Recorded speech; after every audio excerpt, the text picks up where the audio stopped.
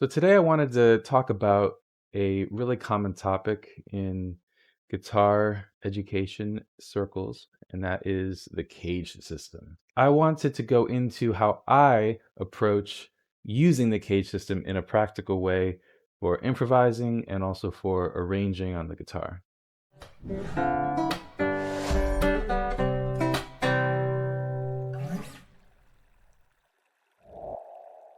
This is going to get a little bit involved, so I think I'm going to break this into a CAGED series, and this will be the first video in that series.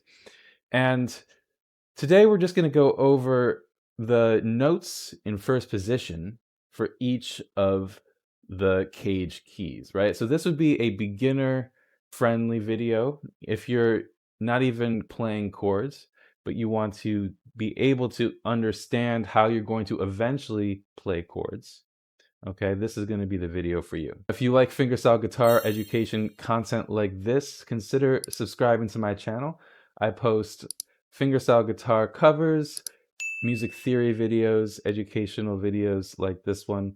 So if you're looking to level up your guitar game, consider subscribing to my channel. It helps me know that I'm making content that you love and that helps you out in your guitar journey. So with that being said, we're going to dive into this video right now. First thing we're going to do is we're going to understand that there are different types of chords, right? We call them diatonic chords, right? And in every key or every tonal center, there are 7 diatonic chords. These chords are going to be the foundation for understanding how to play in a specific key, right? And we're talking specifically about the CAGED keys here, so C, A, G, E, and D.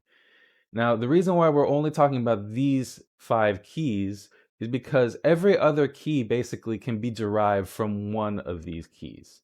So what you would do is you would memorize how to play these notes in open position, right? And when I say open position, I mean the first 3 to 4 frets on the guitar here, utilizing the open strings when we can, right? So we can play all the notes in C major like this.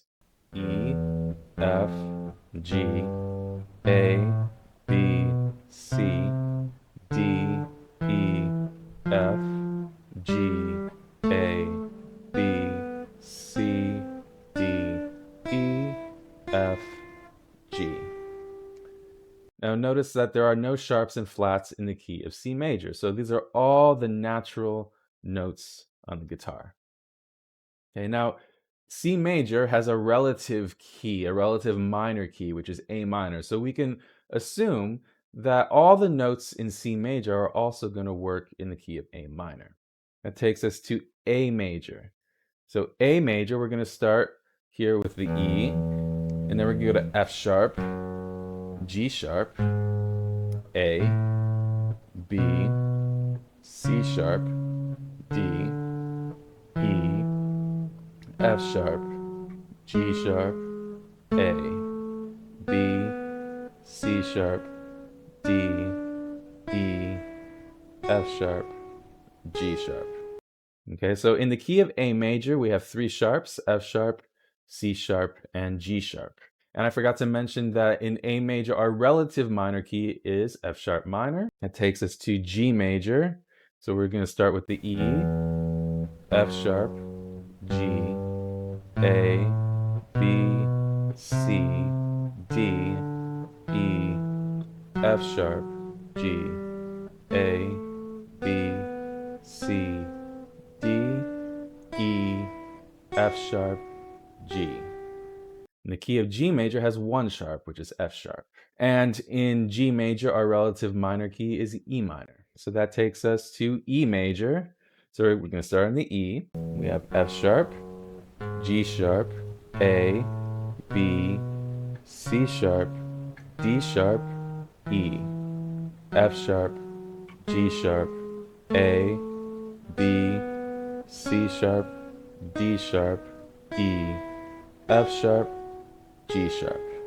So the key of E major has 4 sharps, which are F, C, G, and D sharp. Okay, and the relative minor key for E major is C sharp minor. And that takes us to D major. We're going to start on our E here.